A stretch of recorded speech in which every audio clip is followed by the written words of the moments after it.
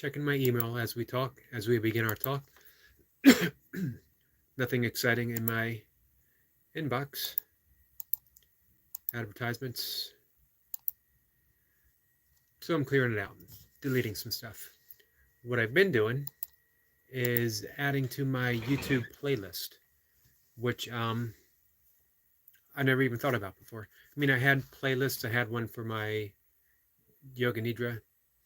Um, I had most of my playlists, I think, were private because it dealt with my um, when I got my meditation teaching certification, as well as my breathwork certification. I had to make some videos um, teaching techniques, and since it was a beginner teacher, I didn't have a ton of confidence in sharing that, and it didn't really need to be shared. It only needed to be shared with my teacher or my instructors. Sorry. So anyway, I had a lot of private stuff, as well as all of my burpee videos. None of them were on a playlist, and I had a very kind offer from Richard Runs Trails to um, help me increase my watch hours to get monetized, which is a goal for my YouTube channel. I just watched. So anyway, that's what I was doing. I just watched Chris Schwama. I always mispronounce his name. The only thing that makes me feel better is I always mispronounce everyone's name, often my own as well. So, and he talked about his journey as a YouTube content maker. And I actually prefer that term, content maker, as an influencer. Um, I don't know as I have any desire to influence anyone one way or the other. Put information out there, yes. Put information out there that is relevant to me. Not that this is a me-centric uh, YouTube channel.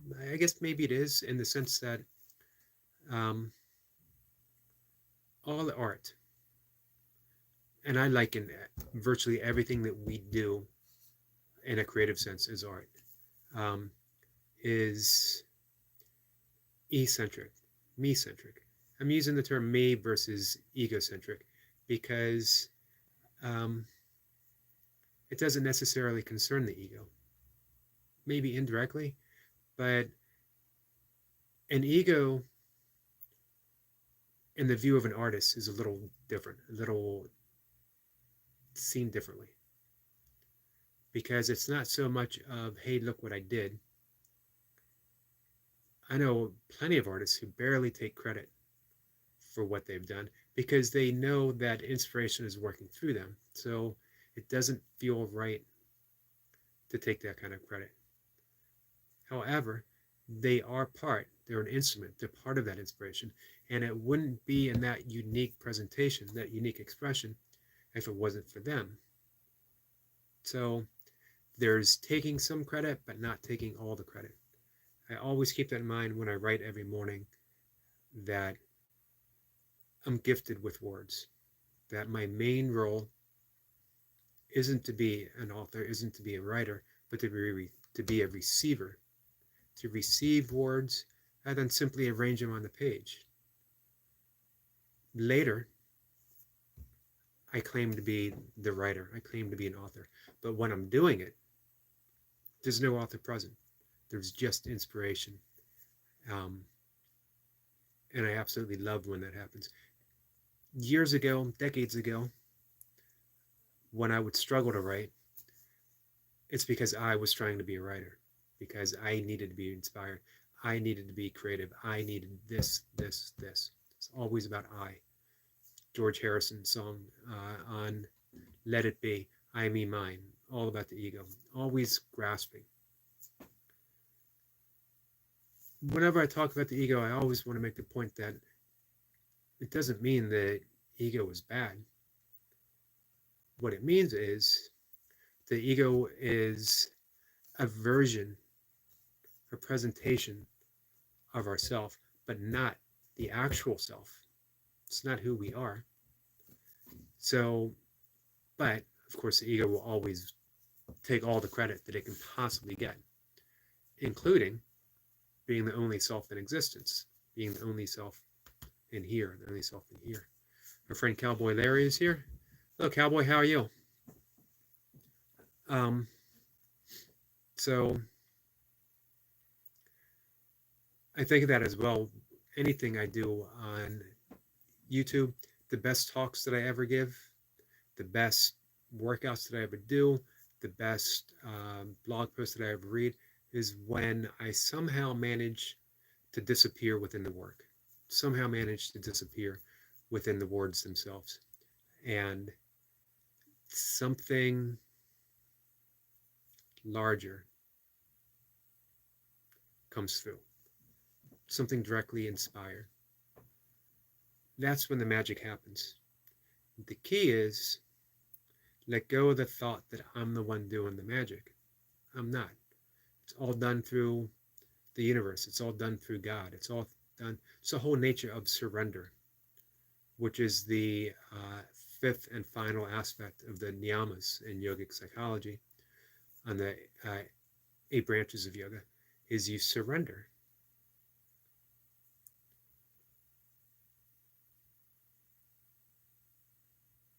Cowboy Larry says that he's good, about to drive a bit to go help my grandma. That's nice that you're going to help out your grandmother. How far of a drive do you have? We used to drive, it was about a 5-hour drive from where I live in Maryland to western Pennsylvania to visit my grandmother. Fairly often when I was a kid. Always a favorite time for me. About an hour. Yeah, that's a bit of a drive. Not too bad, though. Nice of you to help her.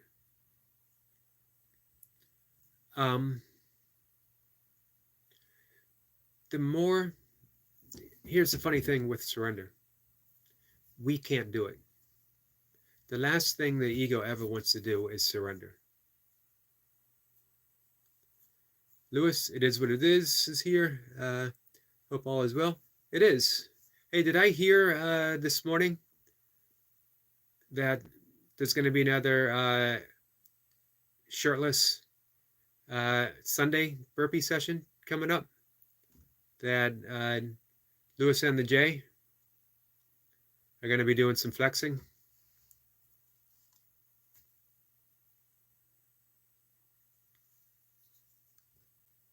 So, surrender. It's one of the 12 steps. I know a lot of people who think that they can overcome any form of addiction by willpower alone. Doesn't work. Maybe it works for someone. It's never worked for anyone that I've known. You know what works though? Surrendering. And the maximum in AA is let go and let God. You surrender to something higher than yourself. It's the basic tenet of the 12 steps. You could say it might be the only step that truly matters in the end. Why struggle yourself? Why pit your will against the universe's will, against the will of an addiction, which truly is larger than us? Because if it wasn't, we could just put it aside at any moment. And for those who have battled addiction, that's not quite so easy. But you know what? When you surrender, grace steps in, and it does become effortless because it's not you doing it. You're not fighting the addiction any longer. You've given it up. You've given it to God. You've given it to the universe, reality. To me, it doesn't matter what term you like to use. I know plenty of people in my non-duality circle, my sort of, I guess non-duality circle is the best way to describe it. They take great displeasure in me using the term God, which is weird. But I like, personally, I'm fine with the term God. So Lewis said, yes, he did. Every Saturday, 7:30 a.m. Western time. I'm going to have to translate that to Eastern time. Shirtless Saturday burpees. In my opinion, it's the only way to do burpees. I keep telling my wife that, and she does not believe me. Um, but maybe it's different for her. Our friend Destiny Forever Walks, PhD, is here. Happy Friday, and how are you? Just a yogi doing burpees in his basement. I still have to pause when I read that, and I'm the one who came up with it. I'm doing great, Destiny. I hope you are as well. We have Lewis here talking. We have Cowboy Larry visiting. He's getting ready to go help his grandmother, which is an absolutely beautiful thing to do.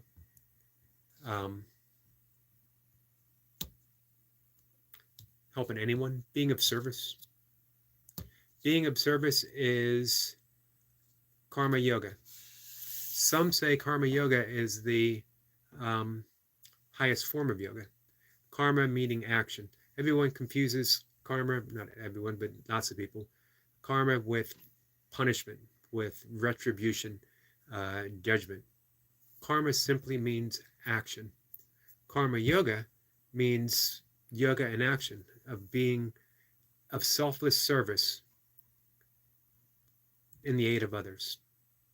That we are outlined in the Bhagavad Gita by Krishna himself to the archer Arjuna, when he says karma yoga is simply doing your duty, doing your dharma faithfully, knowing that there is no doer, there's just the action itself. The doer, the mover, is God, the infinite, the universe. We're just along for the ride. Karma yoga is when we surrender to that. We got some hellos being exchanged. So, well, we're on the subject, and the subject's always changing, but while it's here,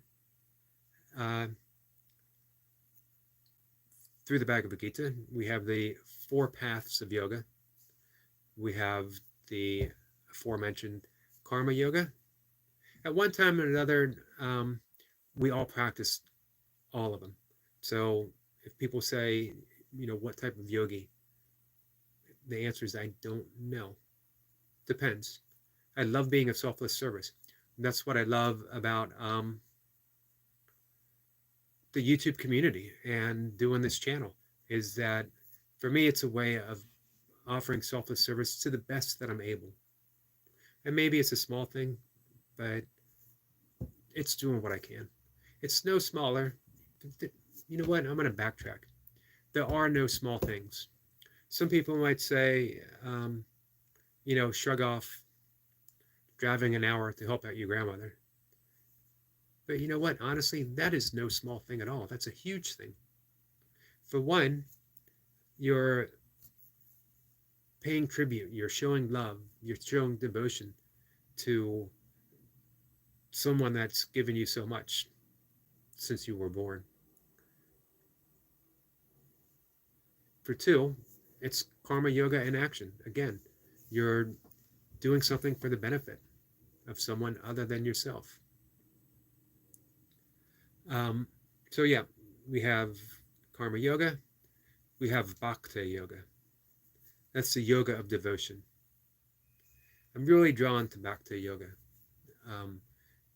That devotion to those who follow the path of Jesus, bhakti yoga. They're devoted to Jesus, or devoted to Mary, or devoted to another aspect of the divine, devoted to Krishna, to Vishnu, to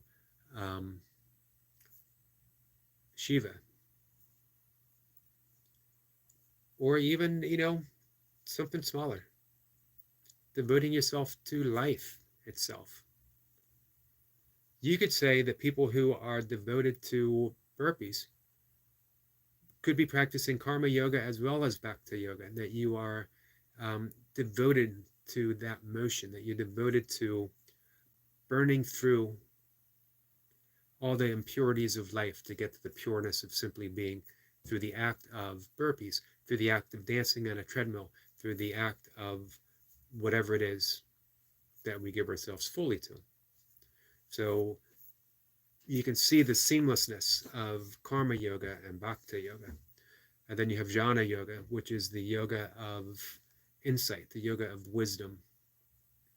Um, it is the yoga of meditation and self-inquiry, where we ask ourselves, "Who am I?" And um, we don't settle for an answer, which isn't always an easy thing because the intellect is always drawn towards an answer, even if it's a simple one. So if I say, "Who am I?" and if I think that, first the ego is going to jump up and say, "You are a job. You are this title, making 100,000 a year. You are a teacher. You're a school bus driver. You're this or that." The ego always loves a title. But we got to keep asking ourselves, because what happens if we lose our job? We lose that title. Does that mean we're no longer? And some people feel that way, which is sad to be that attached to a title. Um, am I the body? It's another answer. Who am I? And sometimes we come up with athlete or a burpee practitioner or whatever, a description. We let go of each and every description that comes up, and we keep asking, "Who am I? Who am I?" until we get to a resounding silence, a shrug. I don't know. There we have it. I don't know. Simply mystery, simply beingness, simply the infinite itself, silence, the only voice of God. That's the path of jnana yoga. And then last path, although there's other paths, but these are the four. These are the four outlined in the Bhagavad Gita. Is Raja Yoga, loosely translated to royal yoga, and it is the 8 limbs of the yogic path as outlined by Patanjali in the Yoga Sutras. And I've mentioned those 8 paths. It has the ethical and personal restraints. It has the postures that everyone's familiar with. It has the breath work. It has withdrawal of the senses. And it has the 3 stages of meditation for the last 3. I could sort of say, above all, that's sort of my chosen path, or I didn't actually choose it. It's just what I'm drawn to, because I love working through all those stages. However, there's another path, and I'll get to that right in a minute. Destiny is telling Lewis to bring it tomorrow. Well, he can't bring everything. He's got to leave his shirt. He's got to leave his shirt behind. Bring everything but the shirt, Lewis. And Destiny says, "I like your talks on yogic and its ethics. Thanks for sharing, Eric."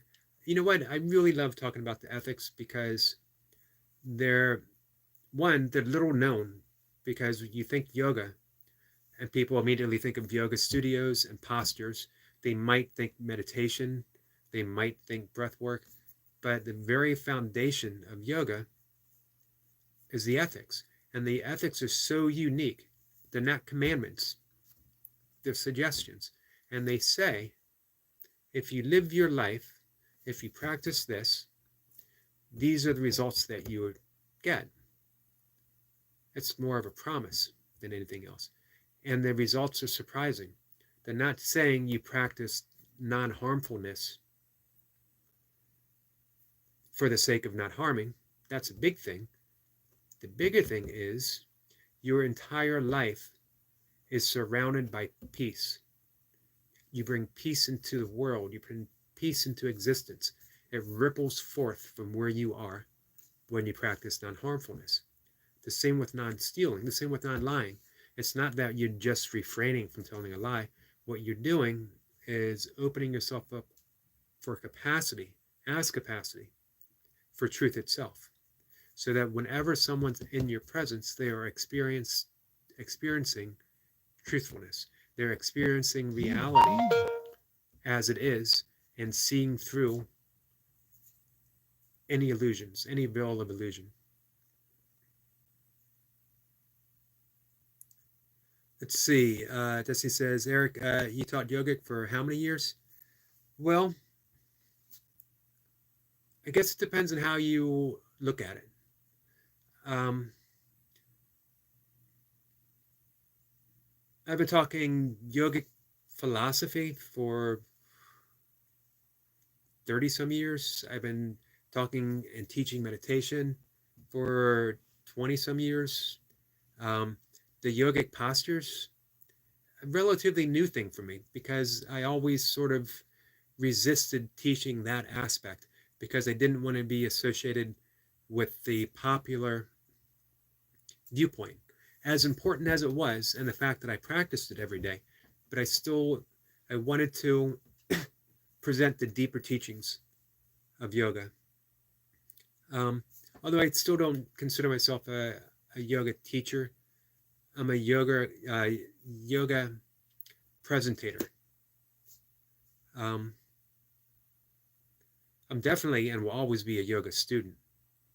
Um, I try to keep in mind the Buddhist adage, the Zen adage of Zen mind, beginner's mind, to always keep that beginner's mind, um, and not fill myself up with sort of a false sense of knowledge that I know anything that I know anything that can't be intuited by the heart. Anything you need to know about yoga, you can dive into your own existence, your own beingness, your own heart, and you can learn it all from there. Destiny says, you are living a yogic lifestyle, Eric. Yes, I would definitely say that I am to the best of my capability. Um, I also love the principles and philosophies of yogic. It's a beautiful expression of life and reality. Very similar to Buddhism, which I have an affinity for as well. And at one point, I thought about giving myself more fully to the Buddhist path. The two aren't mutually exclusive. Um, Both deal with suffering. The Buddha himself was a yogi. Um, he thought to take it a little bit deeper. Whether or not it is deeper than yoga, whether yoga is deeper than Buddhism, I don't think it's an issue. I don't even think it's meant to be a conversation, except for people who like to compare. And sometimes we all like to compare or contrast. Um, it's just a different path. As well as, like, I studied the Course in Miracles for 20 years. And some people think of that as a Western form of Buddhism, a Western form of non duality. Um, Very similar. Great teachings. And it brought me very far. But in the end, you know, speaking back to surrender, you let go of everything and you simply are. As Destiny and I have talked quite a bit about, you're simply beingness. The natural yoga. This is the yoga of Nisargadatta Maharishi. This is the yoga that I probably most identify with, and it is Nagara yoga, natural yoga. Very often on my wildlife videos, I'll put natural yoga because natural yoga is seeing a crow wading in a stream. It's seeing a duck cross a pond. It is watching a little stream curl itself over rocks. It is who and what we are every single morning we wake up. And before the thought comes to us of who we think we are, before the name, before we start registering objects, including ourselves, we just are pure awareness. And then the world spontaneously appears, and then we start naming things. We are that which is before all labels. And this is another topic that is very dear to Destiny's heart as well as mine, and it's the topic of I am. Niskara yoga is simply I am, going back to that natural presence and allowing everything to spontaneously appear the way it does without the need to manipulate everything. Just accepting life on life's terms, happily, beautifully, and living from there, living from that point of I am, always returning back to I am, I am, I am. Anything that comes after is perfectly fine, but it's an object, or it's a title, or it's a role, but it's really just an appearance with an I am. Let's get here to Google. Any time I have the opportunity to Google something to continue the conversation, the better. So, if you guys haven't read or studied, because the truth is, I've been reading it continuously for 30 some years. I Am That by Nisargadatta Maharishi. It is, you could say it might be the only yoga book you really need. Doesn't cover postures or poses. Doesn't cover a whole lot of philosophy. Doesn't come with a whole lot of instructions. He never mentions pranayama. He does talk a little bit about, the ethical restraints, the yamas and niyamas, a little bit. But he gives one set of instructions. Just keep always returning back to that I am presence. That's it.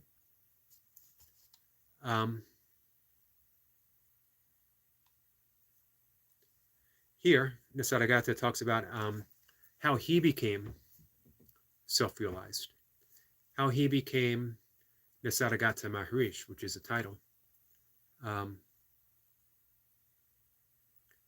Thus he says, I see that all religions, faith, and beliefs run closely to the same line of life, but what holds us back from becoming one is when we start believing our truth is the only and right way to live. I agree. You know what? When you mentioned all religions, faith, and beliefs run closely to the same line of life, what came to mind instantly was Jesus teaching us to observe the birds in the fields and the lilies in the fields, and to simply be like that. That is being I am. There's no struggle in a lily in the field. They just are. Similarly, it should be with us. That doesn't mean that there aren't hardships and issues and things that we might need to overcome, but we realize that it all is simply life in its ever-changing flow. It's ever-streaming isness. So this is how Nisargadatta became self-realized from his guru. His guru ordered him to attend to the senses, attend to the sense of I am, attention to nothing else, and he obeyed. I did not follow any particular course of breathing or meditation or study of scriptures. Whatever happened, I would turn away my attention from it and remain with the sense of I am. It may look too simple, even crude. My only reason for doing it was that my guru told me so, yet it worked. Always returning back to I am. That was it.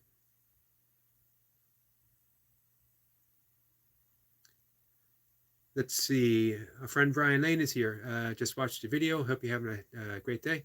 Thanks, Brian. I am having a pretty good day. Got my burpees in. I got in an early morning brisk walk. I got in a little bit of running and walking, and we did some video work outside. Get to do a live chat with my friends. I got you here.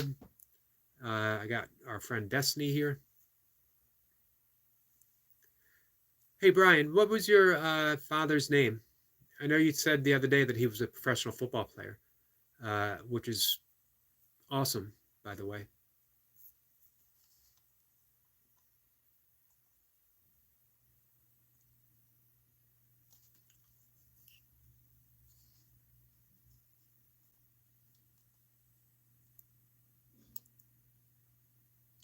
I'm going to continue here with more words um, from Nisargadatta, um, from his guru on instructions. This is an instruction in Niskara Yoga, the beingness of yoga, the easiness of yoga. And here he's saying, go back to that state of pure being, where the I am is still in its purity, before it got contaminated with this I am or that I am. Your burden is of false self-identification. Abandon them all. So it doesn't mean that if your job is teaching that you don't teach, or if you're a mechanic, you don't work in cars. But if someone says, what do you do? And your first instinct is to say, I'm a mechanic. I am a mechanic. At least in your mind, in your heart, go back to the purity of I am and remind yourself, a mechanic is just a job. It could be a great job, a noble job, but it's not who you are. It's a title. It's a role. Go back to the I am. It's the same with any art. Now, there's some things you can say, sort of get away with. When you say, I am an artist, if you say it in the purity that you are of God's creation, then of course, you're an artist.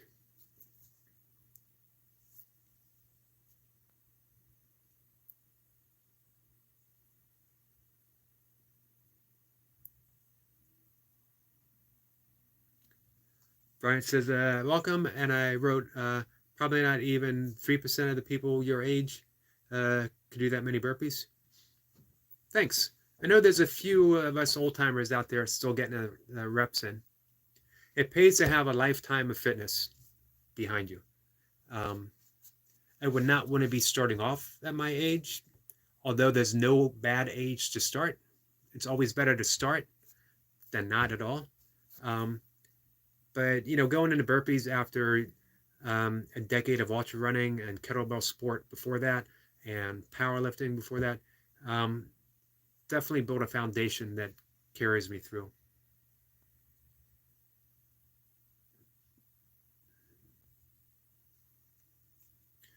Brian says his dad played in a preseason in the late 70s for the old St. Louis Cardinals. I remember the St. Louis Cardinals well. Football team, but he got hurt and cut. Sorry to hear that. That's his name was Paul Lane. Thanks. That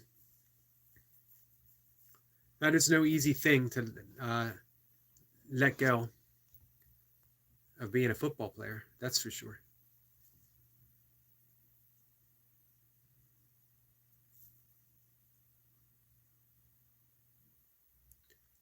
Destiny says your I am, when spoken, creates and shapes who you are and your future. Like the Bible says that we become what we speak. It's a yogic teaching as well, the power of sound.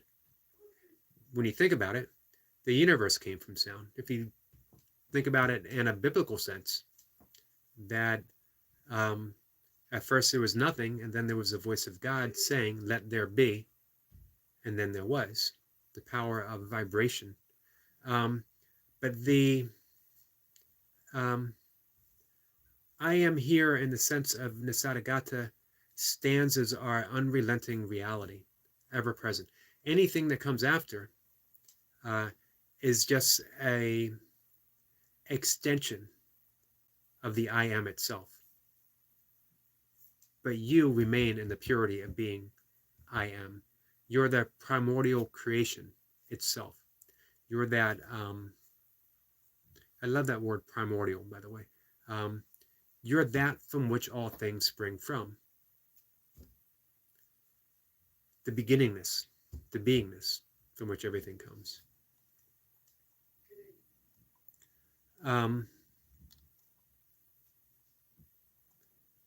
Let's see, I want to get to where he discusses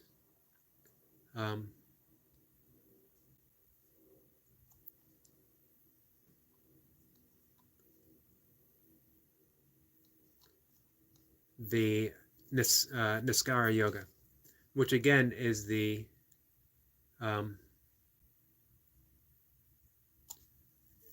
probably the yoga I feel most identified with.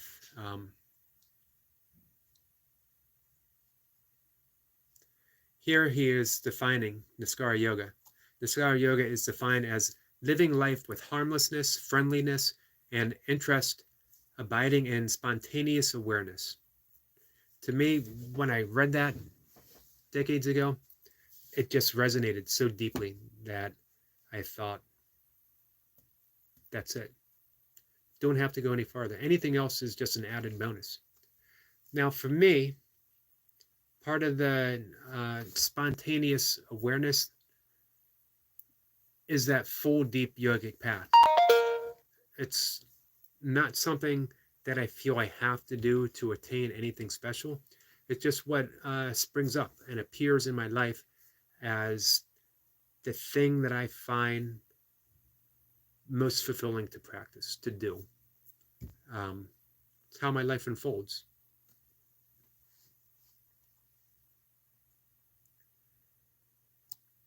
Maurice Friedman, who was a student of Nisargadatta, he is offering a definition of Niskara Yoga.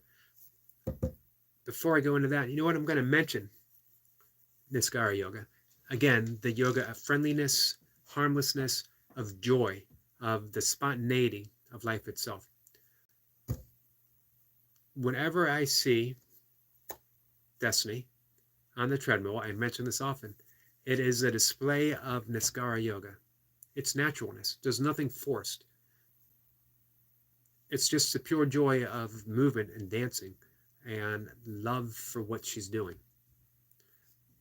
I'll say the same when you watch Brian doing burpees, even more so.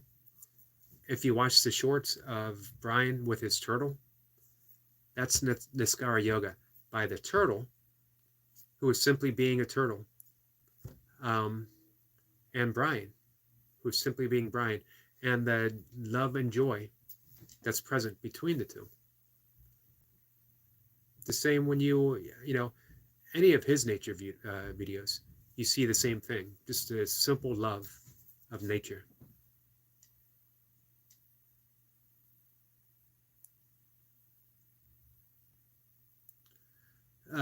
Destiny says, Eric, do you read the writings of Gordana? Am I pronouncing that right? Benat? I love her book, Know the Truth. Why Know Who You Are Changes Everything. A great book to read. I'm not familiar with that, but I will. I got Amazon up here, and I will look that up when we're done. Brian says, thanks. I love that turtle. You know, the turtle likes to sleep by me. And you know what? To so many people, a turtle will just be a turtle. But to a yogi, here's the difference. A yogi is just someone who sees the reality of things as they are. A turtle isn't just a turtle.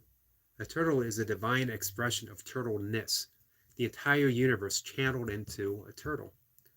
How could you not love that? I think we're about 20 degrees away from turtle weather in my area, when I'll get some videos of some of the great turtles that come out in the sun around the pond, or the occasional snapping turtle that wanders by.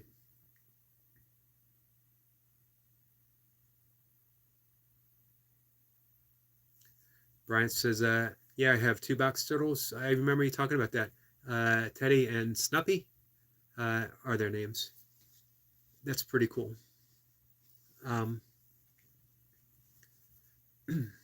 So here's Maurice Friedman talking about Niskara Yoga. This dwelling of the sense I am is a simple, easy, and natural yoga, the Niskara Yoga. There is no secrecy in it and no dependence. No preparation is required and no initiation. Whoever is puzzled by his very existence as a conscious being and earnestly wants to find his own source can grasp the ever-present sense of I am and dwell in it assiduously and patiently till the clouds obscure the mind dissolve and the heart of being is seen in all its glory. Brian says it's also man. Yeah, I love when the turtles come out. I love when they're just sitting in the sun. Nothing to do but simply be a turtle in the sun. The sun itself has absolutely nothing to do but offer its warmth and light to a turtle. It's a natural moment. That's the essence of yoga. That's the essence of Niskara yoga right there. Advice from Nisargadatta Maharishi on how to practice Niskara yoga. Don't pretend to be what you are not. Don't refuse to be what you are. And what we are is the I am presence. Brian says basking. Yeah, basking. What a perfect word. And that's definitely what they do.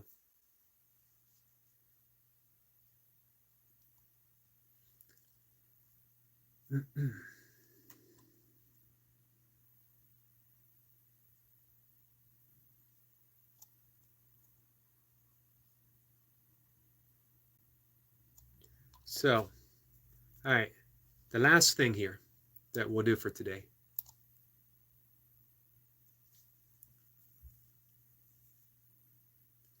Brian says, yeah, mine go outside in the warmer weather, and I always bring them in later. Yeah, that's pretty cool. It's really like you don't even own a turtle. You co-reside, offer them care, and then they bring you so much joy. So, all right, guys, here's the last thing that we'll put out there for the day. These are the 7 principles of Niskara Yoga. Non-identification and right understanding. That means you don't identify with any of the external things. You always go back to the I am presence. Interest and earnestness. That's a big thing. That just means living a curious life. You're interested in other people, in other things, other ways of thinking, how people do things. It's all of interest, all of life. From turtles to the sun, to yoga, to burpees, to treadmill dancing. You have this earnestness and interest in how you can express yourself in all these infinite ways. There's infinite ways of expressing yourself, of the I am expressing itself. So why be limited? Be curious. How's it going to be? How are you going to be expressed tomorrow? It's not you who's doing the expressing. You're not saying, I'm not saying in the morning, I'm Eric, and I'm going to express myself this way. What I want to do is wake up in the morning and forget who I am for just an instant and allow life to express itself through me for the rest of the day. And that's a beautiful way of living life. Number 3, another one of my favorites, spontaneity and effortlessness. Effortlessness, that's an important thing in the burpee community. Because we sort of think, well, I got to put in effort to get my reps in. You do and you don't. Let go and do the reps and see what happens. That's effortlessness. Doesn't mean that you don't do effort during the burpees. It means effortlessness itself is a simple means of letting go and getting what you get, doing what you do. Be spontaneous in your approach to everything in life, because life itself is always spontaneous. Attentiveness to being, and that's simply going back to I am. Right action. Right action is spontaneous, always. In our heart, we're compassionate, we're empathetic. We know exactly what to do. Live with that. Go back to the spontaneity of I am.